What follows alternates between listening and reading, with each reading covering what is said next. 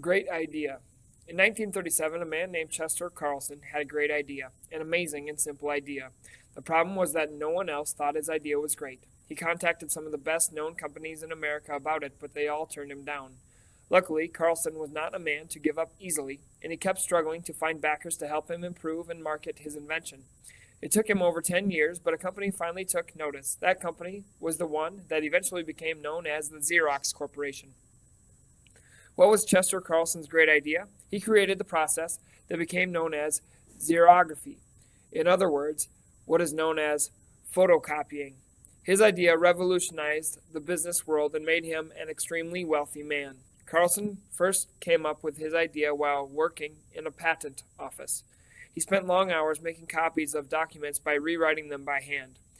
His hands started cramping, so he put his creativity to work. He had been inventing things since he was 15.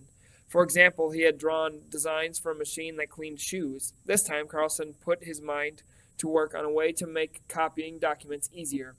After much research and experimentation, he came up with the process that became the basis for photocopying. The first photocopy machine was not a success, though. It was so hard to operate that a skilled operator had to go through 48 steps to create just one copy.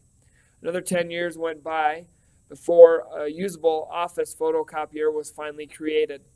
It was a huge hit, and soon Carlson was earning millions of dollars in royalties from his invention. Though he was a millionaire many times over, Carlson didn't flaunt his wealth. He and his wife never moved from their original home.